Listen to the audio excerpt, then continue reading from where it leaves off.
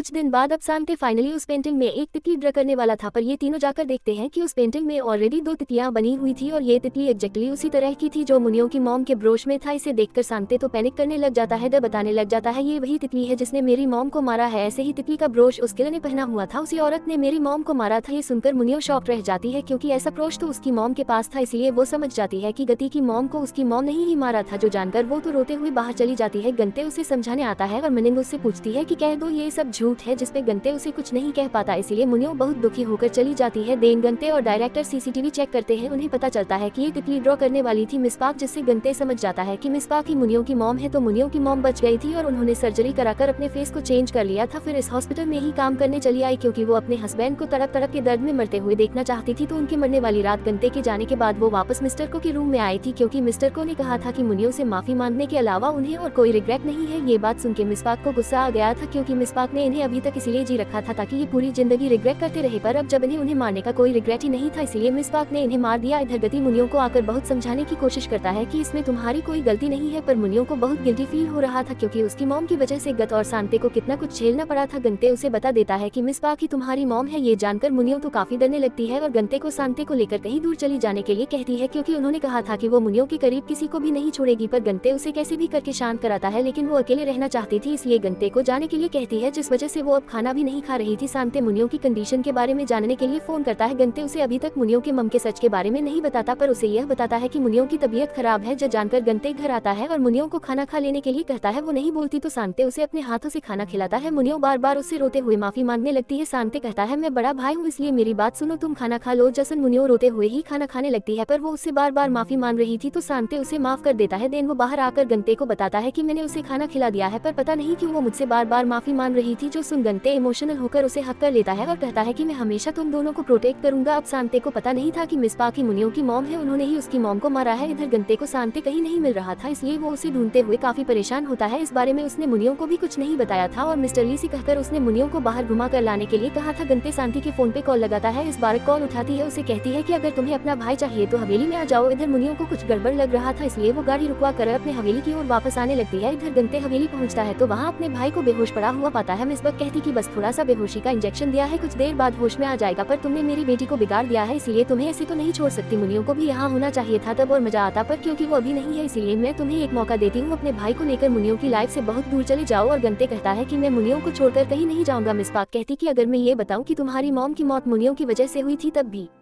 नहीं जाओगे। इससे हमें एक फ्लैशबैक दिखाया जाता है कि गति की मॉम इसी हवेली में काम किया करती थी। एक दिन उन्होंने मुनियो को देखा जो कि एक पंछी को देख रही थी जिसे चोट आई थी, जिसे देखकर उसने गति की मॉम को कहा था ये पंछी तो अब उड़ नहीं सकती इसलिए इसे मार देना ही अच्छा होगा। ये सुनकर गति की मॉम हैरान हो गई थी। ये बात जाकर उन्होंने मिनिंग की मॉम से कहा शायद आपकी बेटी को किसी साइकाट्रिस्ट को दिखाना चाहिए। बस ये सुनकर ही मिनिंग की मॉम को गुस्सा आ गया था इसलिए उन्होंने गति की मॉम को घर जाते हुए मार दिया था। ये बताकर मिसबाक तो किसी साइको की तरह हंसने लग जाती है जो देखकर गंते गुस्से में उन्हें मारने चला आता है, पर मिसबाक उसे एक जहरीला इंजेक्शन लगा देती है। अभी यहाँ मुनियो भी पहुंच जाती है जो चाकू उठाकर अपनी मॉम को मारने आती है और गंते अपने हाथ से उसके वार को रोक लेता है क्योंकि वो मुनियो को अपनी मॉम की तरह नहीं बनने देना चाहता था। लेकिन कुछ ही सेकंड्स बाद गांते बेहोश होकर गिर जाता है। इसे देख मुनियो बहुत रोने लग जाती है। अब मुनिया को किसी और के लिए रोता हुआ देखकर उसकी मॉम को गुस्सा आता है, उसे धमकाने लगती है और तभी गत एक बुक उठाकर मिसबाक के सर पे मार देता है जिसे वो बेहोश हो जाती है। देन शांति डायरेक्टर को कॉल करता है मदद के लिए। डायरेक्टर पुलिस एंड एम्बुलेंस लेकर यहाँ पे पहुंच जाते हैं। मिनिंग की मॉम को अरेस्ट कर लिया जाता है और डायरेक्टर गंते को एंटीडोट देते हैं जिससे उसे कुछ घंटे बाद होश आ जाता है। मिनिंग उसे जाकर कहते कि जो कुछ भी मेरी मम ने तुम्हारी फैमिली के साथ किया उसे मैं भुला तो नहीं सकती इसलिए मुझे अकेला छोड़ दो, तुम दोनों चले जाओ। ये बोलकर अपने रूम में चली जाती है। अगले दिन वो मिस्टर ली को बुलाकर कहती है कि अब वो रिटायर होने वाली है इसलिए उन्हें भी चले जाने के लिए कहती है। गंते मुनियो से बात करने फिर आता है और मुनियो कहती है तुम जब तक मेरे आसपास रहोगे तो मुझे और ज्यादा बुरा लगेगा इसलिए तुम चले जाओ। तो गंते थोड़ा चिल्लाकर कहता कि मैं जानता हूँ कि तुम मेरे बिना नहीं रह सकती इसलिए ये सब करना बंद करो। ये सुन मुनियो तो गुस्से में कहते कि तुम्हारी हिम्मत कैसे हुई मुझ पे चिल्लाने की। गंते तो थोड़ा घबरा जाता है और कहता है कि शायद इस रूम की प्रॉब्लम है, मैंने तो धीरे से ही खा था। ये बोलकर वो भाग जाता है। अब मुनियो खाना नहीं खा रही थी तो गांते इन बाकी सबको उसकी काफी फिक्र हो रही थी इसलिए वो सभी एक प्लान बनाते हैं। जरी मुनियो को कॉल करती है एंड बताती है कि मेरी मॉम की तबीयत खराब है, वो अकेले घर पे है, मैं एक इमरजेंसी केस में हूँ इसलिए नहीं जा सकती, तो क्या तुम जाकर उन्हें थोड़ा देख कर आ सकती हो, क्योंकि जूरी को पता था कि उसकी मम मुनियो को बिना खाना खिलाए तो नहीं जाने देगी। मुनियो पहुंच जाती है जूरी के घर पे उसकी मम को सही सलामत देकर उसे तो जूरी पे बहुत गुस्सा आता है, पर जूरी की मम उसे खाना खिलाकर ही छोड़ती है। इधर गंते और शांते अपनी माँ के नाम पे एक पेड़ लगाते हैं, इस पे उनकी फैमिली फोटो फोटो भी लगाते हैं ताकि जब भी वो अपनी माँ को मिस करे तो यहाँ आकर उनसे बात कर लेंगे। मुनियो जब घर आती है तो शांति को सीढ़ियों में सोता हुआ देखती है तो उसे जगाती है। शांति उसे एक ड्राइंग दिखाता है जो कि सोते हुए गान की थी। जब वो मुनियो का सपना देखकर मुस्कुरा रहा था, गंते उसे बताता है कि मैंने अपने भाई को पहली बार इतना खुश देखा था, वो इतना खुश तुम्हारी वजह से था। तो अगले दिन मुनियो उसी पेड़ के पास जाती है और उनसे अपनी मॉम की किए की माफी मांगती है। तभी वहाँ गति भी आता है और उसे फिर से मनाने की कोशिश करता है। मुनियो उसे इग्नोर करके जाने लगती है तो गंते फाइनली उसे आई लव यू कहता है, पर मुनियो तो फिर भी आगे जाने लगती है। तो गंते से उसी की तरह चिल्ला चिल्लाकर अपने प्यार का इजहार करने लगता है। मुनियो मान गई थी पर वो उसके टाइम का बदला ले रही थी क्योंकि गंते भी उसे बिना जवाब दिए चला गया था। गंते उसके पीछे पीछे घर तक आ जाता है। घर आकर भी उसका आई लव यू बंद नहीं होता, जो सुनकर मुनियो चिढ़ जाती है और उसे कहती है कि अगर तुमने एक और बार आई लव यू कहा तो मैं तुम्हें ये बोलकर वो चुप हो जाती है। उसे अपने करीब कर लेता है, कहता है कि तुम मुझे क्या, ये बोलकर वो उसे किस करता है। देन कहता है कि क्या मुझे किस करती, ये बोलकर उसे उठाकर ले जाता है और फिर से किस करने जाता है। पर तभी हिरन की आवाज